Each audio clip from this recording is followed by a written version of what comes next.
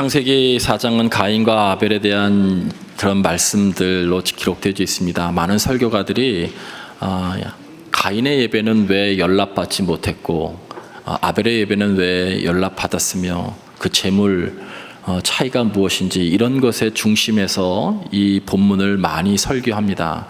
여러분들도 많이 그렇게 들으셨을 거예요. 틀린 해석은 전혀 아닙니다. 좋은 해석이죠.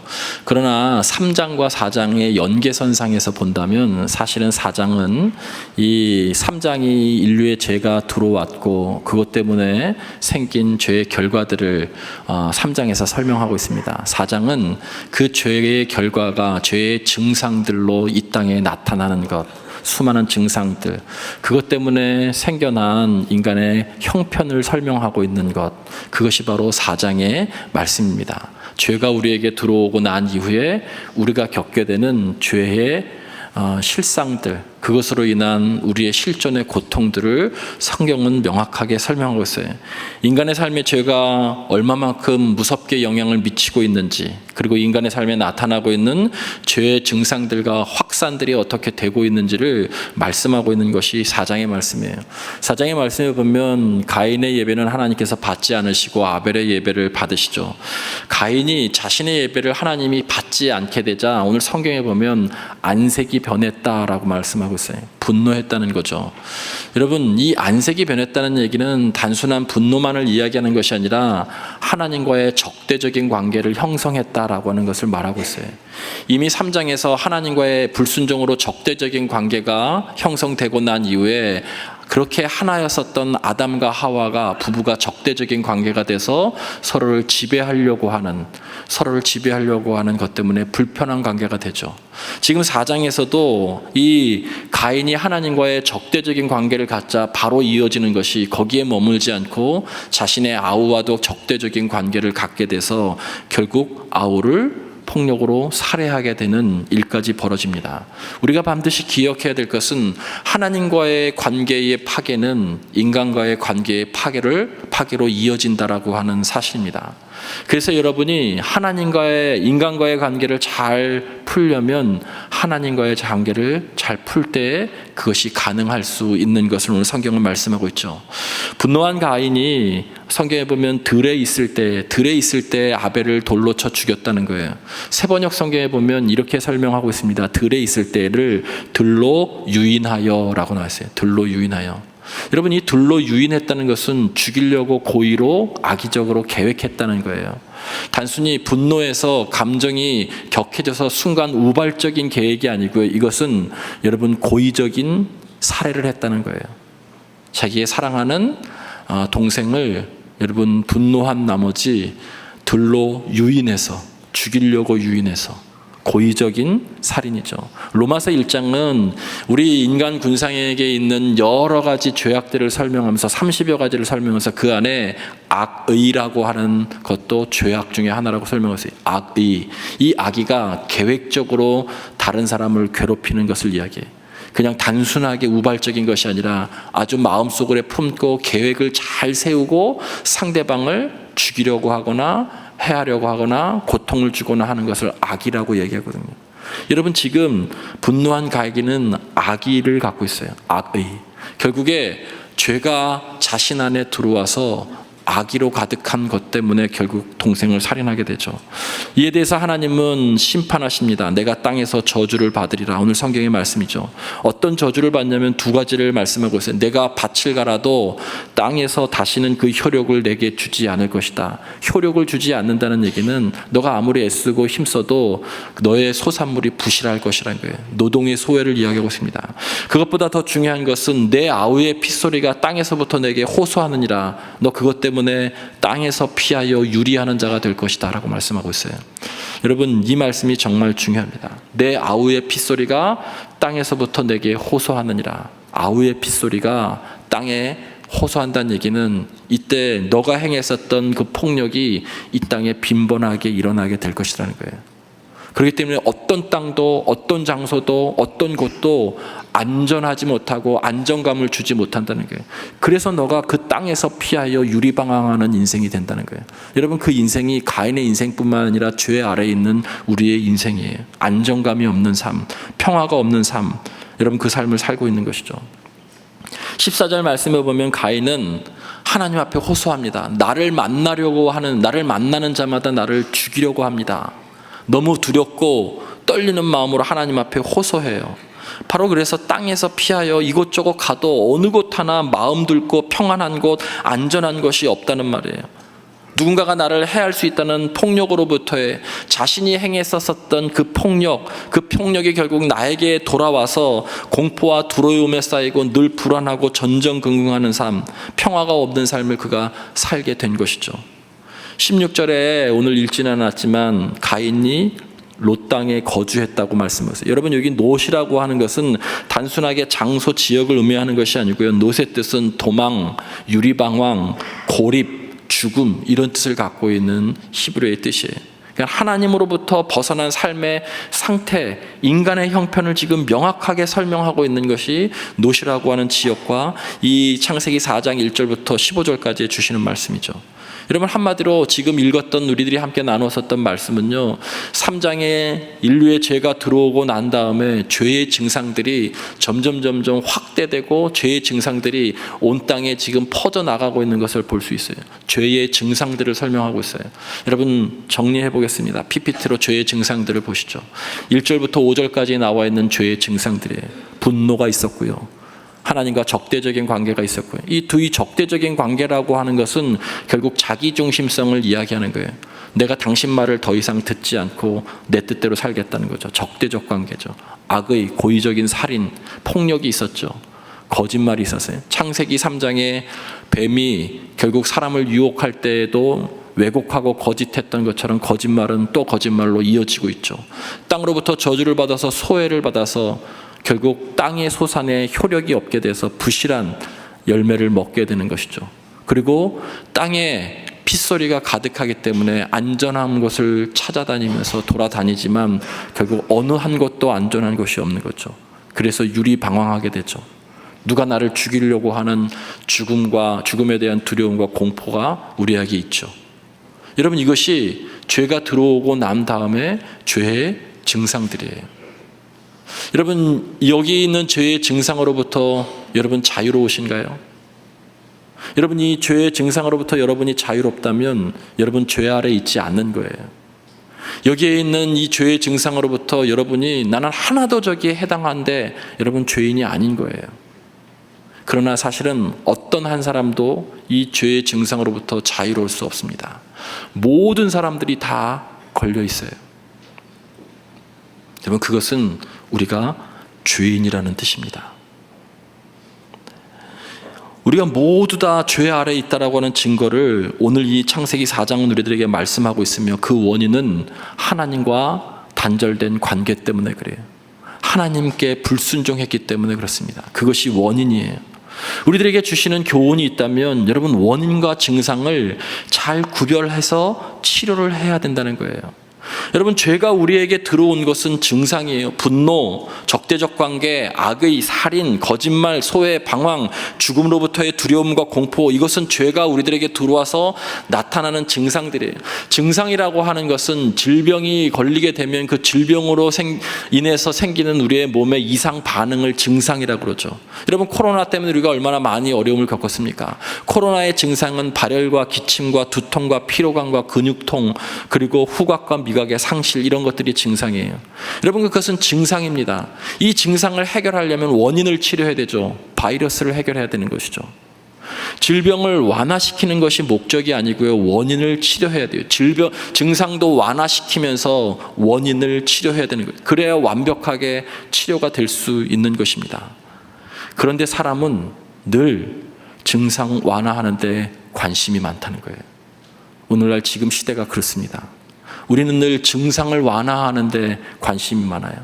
그것이 창세기 3장에 나와 있는 범죄하고 난 다음에 자신의 몸을 가렸던 무화과 나무 잎의 치마와 같은 거예요. 가릴 수는 있으나 한계가 있는 거예요. 가릴 수는 있으나 다 썩어져서 다 죄가 드러나는 거예요. 죄 사함도 없고 해결할 수도 없는 거예요. 우리들에게 적용하면 그런 건 어떤 것이냐면요, 법, 정치, 제도, 교육 이런 것들입니다. 여러분, 법은 공동체 성원들 사이에 합의된 약속이죠. 이것이 없었다면 우리는 무질서하게 될 거예요. 우리들에게 법 질서가 있기 때문에 조화롭게 질서 있게 살아가는 것이죠.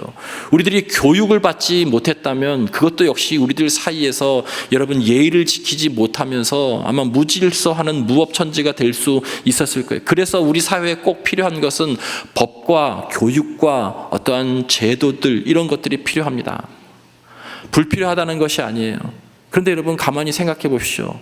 여러분 우리에게 얼마나 많은 법이 있습니까? 새해마다 우리도 알지 못하는 여러분 새로 입법화되는 법령들이 수많은 법들이 매년마다 입법화되고 있어요. 이전보다 더 세밀하게 더 탄탄한 법과 제도를 갖추어 나가서 이 사회에 어려움이 없게 만들려고 그렇게 하고 있어요. 여러분 우리들이 얼마나 많이 배우고 고등 지식을 가지고 있습니까? 고등교육을 받았습니까? 그런데 그럼에도 불구하고 여러분 우리들이 정말 오늘 성경에서 이야기하는 것처럼 우리의 삶이 안전하고 안정감을 갖고 평안하십니까? 그것이 있기 때문에 일정 정도는 가지고 있지만 그러나 여전히 우리는 불안하고 안정감을 갖지 못하고 유리방황하는 존재입니다. 왜 그러냐면 이것은 여러분 증상을 완화하는 것이지 원인을 치료하는 것이 아니기 때문에 그렇습니다. 이것은 죄가 들어왔었을 때 인간 스스로가 만들어낸 자신의 죄를 가리고자 하는 무화과 나무 잎으로 만든 치마와 같은 역할을 하고 있기 때문에 그래요. 지난주에 함께 나누었던 것처럼 이사야서의 말씀처럼 그것으로는 죄를 가릴 수 없고 그것은 다 썩어 없어져서 죄가 다 드러난다라고 말씀하고 있어요. 원인은 무엇이냐? 그 원인을 해결해야 이 증상들도 결국 완전하게 해결되죠. 다른 것이 아니죠. 인간의 죄의 문제를 해결하지 않고서는 하나님과의 이 단절의 문제를 회복하지 않고서는 하나님의 통치를 받지 않고서는 죄의 증상들을 근원적으로 해결할 수 없습니다. 결국 근본적인 치료의 방법은 하나님과의 관계가 회복될 때에 예수 그리스도, 우리들에게 그 관계를 열어주시기 위해서 오신 예수 그리스도로 말미암아서 우리들이 이 모든 것을 해결할 수 있는 거예요. 그것이 기독교에서 얘기하고 있는 구원론이고 인간론이고 신앙의 가장 기본적인 것입니다. 예수님께서 너희는 세상의 빛과 소금이다라고 말씀하실 때 우리가 염두에 두어야 될 것은 세상의 범주예요. 내가 가장 밀접하게 자리하고 있는 그곳, 내가 매일 가는 그곳, 내가 매일 있는 그곳, 내가 매일 관심하는 그곳, 그것이 너희가 먼저 빛과 소금의 역할을 감당해야 될 그 자리라는 거예요. 거기에서부터 먼저 세상의 범주, 거기에서부터 먼저 빛과 소금의 역할을 감당하라는 거예요. 이 사회가 어두운 것은요, 그 그리스도인들이 그곳에 가서 그 자기의 범주 안에서 그 역할을 제대로 감당하지 못하기 때문에 그렇습니다. 그래서 죄의 증상이 더욱 이 땅을 힘들게 하고 고통스럽게 하는 거예요. 여러분 국회에 계신 분은, 국회가 삶의 자리이신 분은 그곳에서 빛과 소금의 역할을 다 하시면 되는 거예요. 의료계에 계신 분은 병원에서 그 삶의 자리에서 관심하시고 빛과 소금의 역할을 다 하시면 되는 거예요. 기업가는 그 삶의 자리에서. 여러분 우리가 가장 많이 밀접하게 관계되는 그곳에서 먼저 빛과 소금의 역할을 다 하라는 거예요. 그것이 하나님의 나라가 될 수 있도록, 하나님의 통치가 이루어질 수 있도록 힘쓰라고 하는 것이 너희는 세상의 빛과 소금이라는 것이죠. 그래야 세상이 달라진다는 거예요. 여러분 두 번째 오늘 여기 주시는 말씀은 정말 오늘 이 본문 말씀에서 가장 중요한 말씀입니다. 제가 초두에 말씀드렸었던 것처럼 여러분 많은 목사님들이 예배에 대해서 말씀하죠. 예배를 이렇게 드려야 하나님께서 연락하신다. 제물을 어떻게 드려야 하나님께서 연락하신다라고 하는 쪽으로 어떤 태도로 예배를 드려야 결국 하나님께서 응답하시는 예배가 될 것이다. 이런 설교를 지금 본문으로 가장 많이 합니다. 그러나 여러분 오늘 여기 주시는 귀한 메시지는 예배 문제가 더 넓게는 일반인들에게 의하면 종교의 문제가 형이 동생을 죽이는 일로 벌어지는 발단이 됐다는 거예요. 이게 가장 무서우면서 핵심 메시지입니다. 이 땅의 폭력이, 이 땅의 살인이, 여러분 이것과 연관된 것이 예배와 관계가 있다는 거예요. 우리들에게 적용하면 내가 가지고 있는 잘못된 신앙관이 폭력을 낳을 수 있다는 거예요. 내가 가지고 있는 잘못된 신앙의 가치관이 다른 사람을 정죄해서 죽일 수도 있고 그것이 폭력일 수 있고 결국 누군가가 고통당할 수 있다는 무서운 메시지를 담고 있는 것이 창세기 4장이에요. 예배를 말씀하시면서, 여러분 그렇지 않습니까? 인류 사회 가운데서 가장 잔인한 전쟁은 종교 전쟁이었어요. 유럽의 30년간의 종교 전쟁, 십자군 전쟁, 마녀 사냥, 제2차 세계대전의 유태인의 학살, 지금도 자행되고 있는 전쟁과 테러는 다 종교와 관계되어 있는 거예요. 잔인할 정도로. 여러분 그것을 우리들에게 말씀하고 있는 거예요. 너의 예배가 잘못하면, 너의 가치관을 형성해서 그것을 다른 사람을 죽일 수 있거나 정죄할 수 있는 폭력이 될 수 있는 것을 조심하라는 것을 우리들에게 말씀하고 있는 거예요. 여러분 지금 한국 사회가 겪고 있는 지금의 현실과 전혀 무관하지 않는 우리 한국 사회에게 주시는 가장 중요한 말씀이에요. 신앙과 정치 이념이 혼재되어져서 지금 혼란을 가중시키고 있어요. 신앙과 정치 이념이 혼재되어서 교회가 정치에 참여하는 것이 옳은지, 정치에 참여인 것인지, 권력 참여인지, 권력 지향인 것인지 지금 혼재되어져 있어요. 너무나 많은 그리스도인들이 자신을 들여다보기 전에 너무나 많은 그리스도인들이 세상에 일어나고 있는 죄의 증상을 완화시키는데 너무 몰두해 있는 거예요. 예민해 있어요. 그래서 서로의 이야기를 듣지 않습니다. 증상을 완화시키기 위해서 아우성치고 있는 것에 우리가 너무 몰두하고 예민해 있다는 거예요. 증상 완화도 중요합니다. 그러나 근본적으로 여러분 그리스도인들은 하나님께로 돌아올 때, 십자가의 은혜를 구할 때 비로소 이 땅이 회복될 수 있다라고 하는 것을 믿는 것이 그리스도인인 줄 믿습니다. 여러분 다시 우리를 차분하게 되돌아보셔야 돼요. 우리는 지금 너무나 예민해져 있어서 나를 돌아보지 않고 증상 완화하는데, 원인을 해결하려고 하지 않고 증상을 완화하는 그 이슈에 너무나 많이 관심하고 있는 것 같아요. 그래서 상대방이 나와 다르면 이미 적대적인 관계를 갖기 시작하는 거예요. 오늘 창세기 4장에서 이야기하고 있는 게 죄의 증상, 적대적인 관계.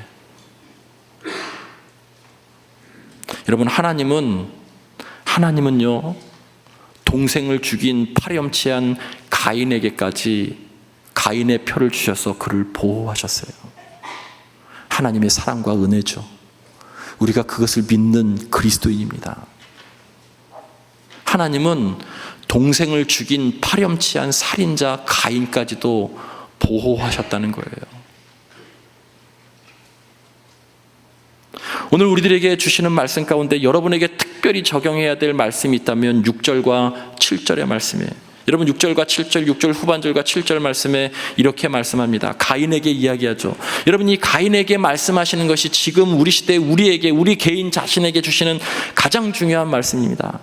죄가 문에 엎드려 있느니라. 죄가 너를 원하나 너는 죄를 다스릴지니라. 무슨 말인지는 알지만 조금 더 새번역 성경은 여러분 쉽게 설명하고 있어요. 죄가 너의 문에 도사리고 앉아서 너를 지배하려고 한다. 그러니 너는 죄를 잘 다스려라. 히브리 원어는 세 문장으로 나누어서 더 정확하게 말씀하고 있어요. 죄가 너를 덮치려고 매복하고 있다. 죄의 소원이 내게 있으니 너는 죄를 잘 다스릴지라. 죄가 너를 넘어뜨리려고 숨어 매복하고 있다는 거예요. 덮치려고 하고 있다는 거예요. 두 번째는 중요한 부분인데 죄의 소원이 내게 있다는 거예요. 여러분 죄의 소원이 우리에게 있다는 얘기는요, 죄가 우리 안에 들어왔다는 거예요. 그래서 우리의 안에 죄에 대한 욕망이 있다는 거예요. 죄를 짓고자 하는 욕망이 우리에게 있다는 거예요. 죄인이라는 거예요. 이것을 다스리지 않고 어디 가서 증상을 완화하는 데 외치면 오히려 더 그 증상이 여러분 더 악화될 수 있는 거예요. 너 먼저 너의 죄의 소원을 다스리라는 거예요. 우리 안에 죄가 들어왔어요. 죄의 욕망이 우리 안에 있어요. 죄 짓고자 하는 욕망이 있어요. 여러분, 우리가 사회생활하면서 분명한 신앙적인 가치관을 갖고 있음에도 불구하고 어느 때는 이것이 명확한 죄인 줄 알면서도 죄를 짓죠. 죄의 소원이 여러분 안에 있기 때문에 그래요. 죄를 짓고자 하는 죄된 본성과 욕망이 우리 안에 있기 때문에 죄인지 알면서도 죄를 짓는 거예요. 여러분 안에 죄의 소원이 있는 것을 인정하셔야 돼요. 근데 이것을 멈출 수 있는 힘은 우리에게 없습니다. 이것을 우리 스스로가 다스릴 수 있는 힘은 없어요. 왜? 죄로 물들었기 때문에, 자기중심성을 가지고 있기 때문에, 하나님과로부터 단절됐기 때문에. 죄를 사모하는 마음이, 짓고자 하는 마음이 우리 안에 있어요. 이게 우리의 연약함이에요. 가인의 대표적인 것은 분노였어요. 우리 안에도 분노가 있습니다. 우리 안에 자기중심성이 있어요. 우리 안에 자기의 의를 나타내는 것도 있어요. 악의도 있어요. 억울함을 표출하고 싶은 마음도 있어요. 모든 것이 죄 때문에 생긴 나의 연약함이죠. 연약함.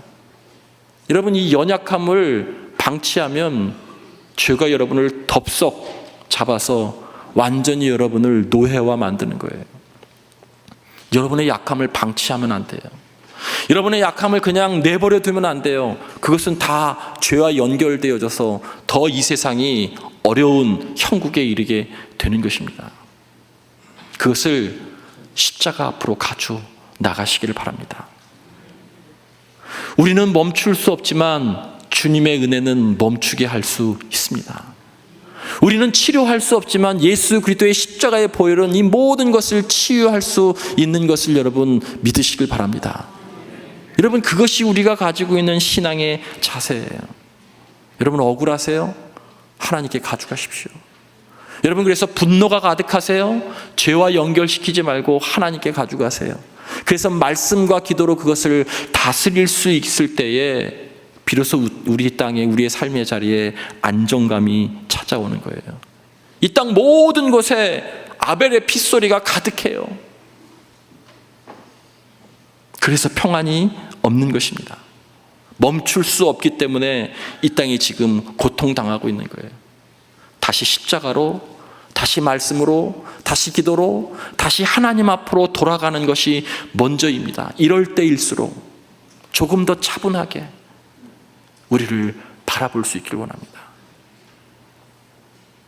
증상을 완화시키는 일도 중요합니다. 그러나 그것도 하시면서 더 먼저 해야 될 것은 오늘 6절과 7절 말씀이에요. 죄가 너를 덮치려고 매복하고 있다. 죄의 소원이, 죄의 욕망이, 죄 짓고자 하는 마음이 너에게 있다. 너 그거 먼저 다스려라. 그거 다스리지도 않고 밖에 나가서 그 증상을 완화시키려고 애썼다가는 더 죄를 증폭시키는 것이다.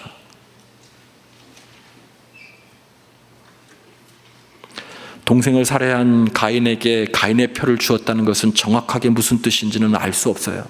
이것이 이마에 무슨 표식을 주었는지, 팔뚝에 표식을 주었는지 정확한 것은 알 수 없지만, 그러나 분명한 한 가지를 있다면 이것을 통해서 하나님은 살인자 가인마저도 보호하겠다고 하는 약속이 이 안에 담겨져 있어요.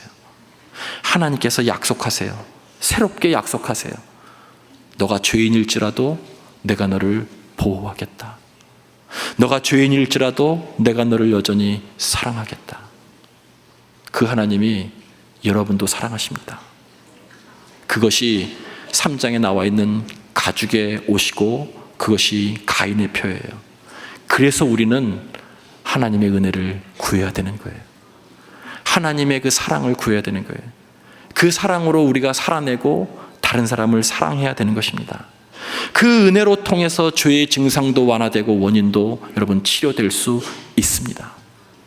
주의 은혜를 구하는 우리 모두가 되기를 주님의 이름으로 간절히 축원을 드립니다.